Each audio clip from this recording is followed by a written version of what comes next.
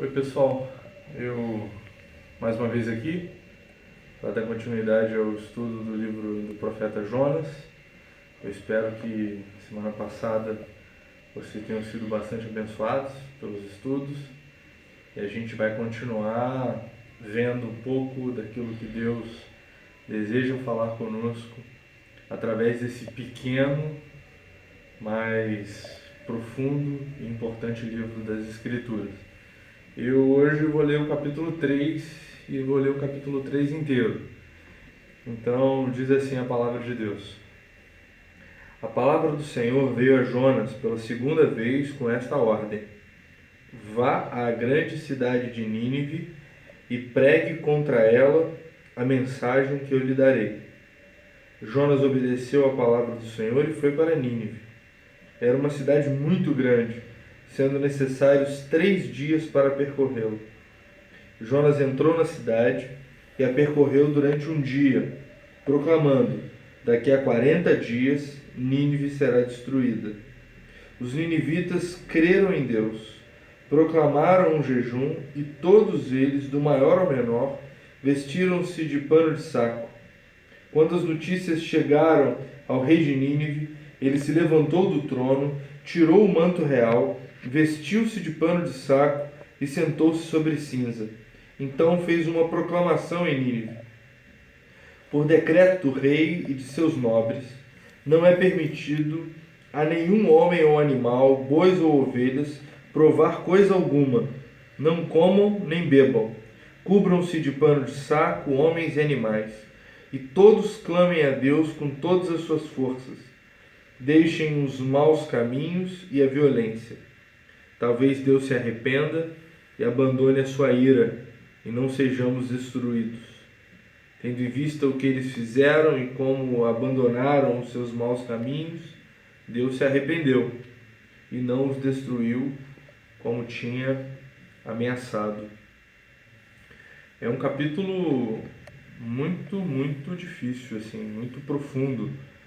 Não que seja difícil de ser entendido, mas profundo para as questões da nossa alma, da nossa vida espiritual. Há muitas coisas nesse capítulo que calam forte dentro de nós, seres que andavam desgarrados como ovelhas sem pastor, mas que um dia foram encontrados pelo bom pastor que nos chama para o meio do seu amor. O que aconteceu em Nínive aconteceu conosco. E se não aconteceu ainda conosco, é desejo de Deus que aconteça. Deus não quer que ninguém se perca. Por isso está a todo tempo, ao longo da história, proclamando a sua verdade, proclamando o seu amor, para que as pessoas se arrependam dos seus maus caminhos e adentrem pelos bons, excelentes e verdadeiros caminhos do Senhor. Na verdade, um único caminho, que é Jesus Cristo. A mensagem de Deus para a humanidade não tem substitutos.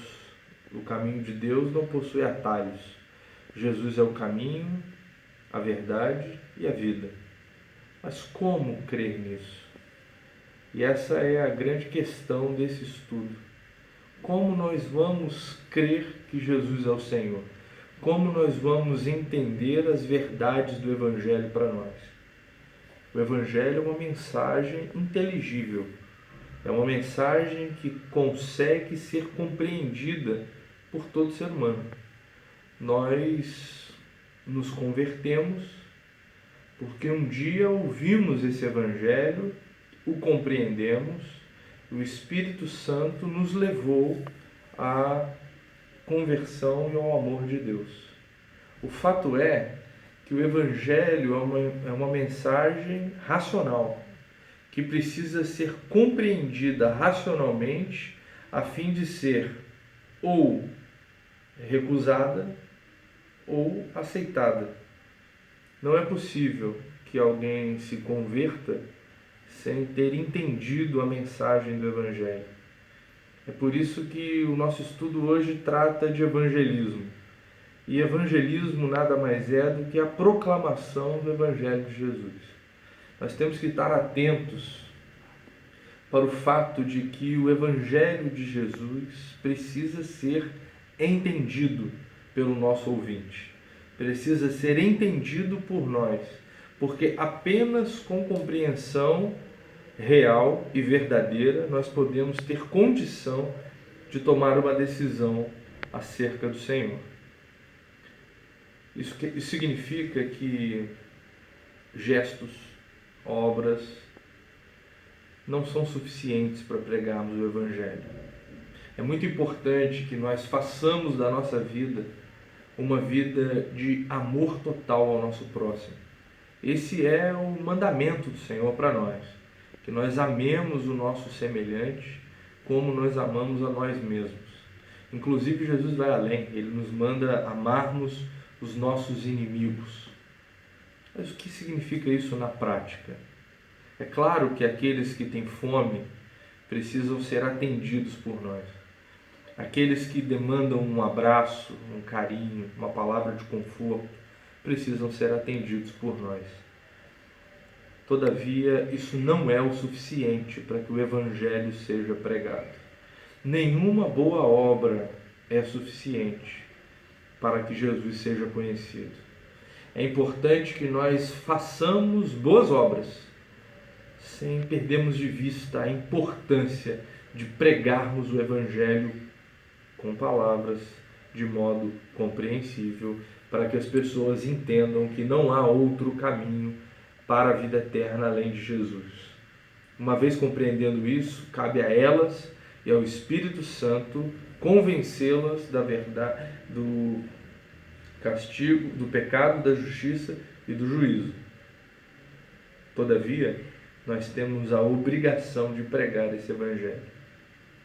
O que eu quero dizer com isso é que Deus enviou o seu profeta para Nínive, para que ele pregasse o juízo de Deus. Quando Jonas pregou, as pessoas compreenderam e tomaram uma decisão de arrependimento. Essa decisão só foi possível porque Jonas pregou e foi compreendido. Assim como Deus envia Jonas a Nínive, Deus envia a igreja ao mundo. Nós estamos no mundo para fazer com que o amor de Deus seja compreendido. E esse amor que nos recebe, nos acolhe, nos perdoa, nos salva, nos dá uma nova vida, só consegue ser compreendido por inteiro se o Evangelho completo for pregado. Eu repito, não adianta as nossas boas intenções, não adianta as nossas boas ações, não adianta os nossos gestos de esforço. É preciso que nós preguemos a palavra e deixemos claro que há uma mensagem de juízo para todas as pessoas. As pessoas precisam se arrepender dos seus pecados e precisam crer que Jesus Cristo é o Senhor. A tarefa da igreja, a tarefa primeira, primordial, é evangelizar o mundo. Jesus Cristo disse isso. Ide por todo o mundo, proclamando o Evangelho. E nós, o que temos proclamado? Muitas vezes nós deixamos que o Evangelho fique em segundo plano para que a gente faça ações de justiça, para que a gente demonstre o nosso amor com gestos, para que a gente estenda a nossa mão. Eu quero repetir, isso é muito importante. Nós devemos fazer todas essas coisas. Nós devemos alimentar aqueles que não estão se alimentando. Nós devemos acolher aqueles que estão longe de sua terra. Nós devemos amar a todos.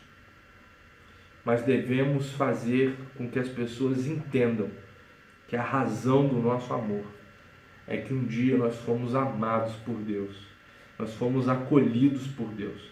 Nós fomos perdoados por Deus. E temos Jesus como Senhor da nossa vida. A proclamação da igreja vem antes e precisa ser prioridade acima de toda e qualquer ação. Nós proclamamos e agimos. Agimos e proclamamos.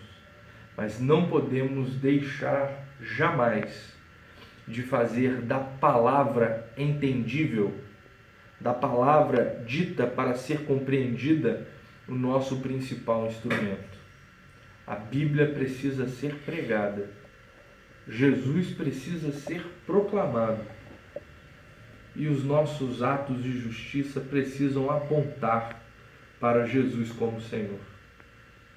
É importante também que a gente pense na nossa própria história. Como você se converteu? Como o Espírito Santo chegou até dentro de você? Como você se arrependeu e creu que Jesus é o Senhor?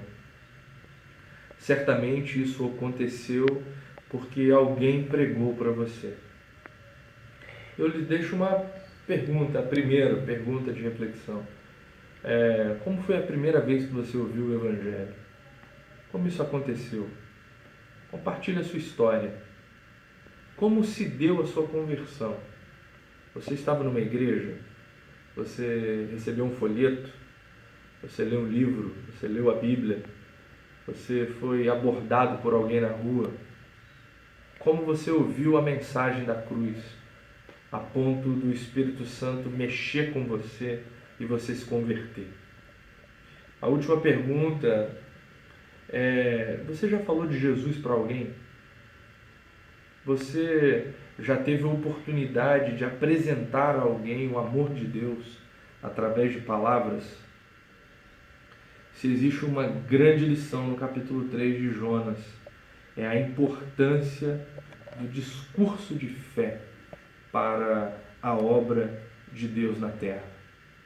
Nós temos que estar preparados para falar do amor de Deus a todo tempo, usando o Santo Evangelho, a palavra bíblica, e fazendo com que Jesus seja realmente compreendido. Que essa mensagem, esse estudo, deixe um alerta para que nós não vivamos a nossa vida tendo o amor de Deus como pauta, mas sem explicar a origem desse amor. E a origem do amor de Deus é Jesus Cristo, crucificado, morto e ressuscitado por amor a nós. Que aonde quer que você vá, você tenha no coração e nas palavras o Evangelho, e que ele seja pregado, de modo compreensível, e que pessoas se convertam para a glória do nome de Jesus, sem deixar nunca de agir na vida com amor ao próximo. Que Deus te abençoe e até a próxima.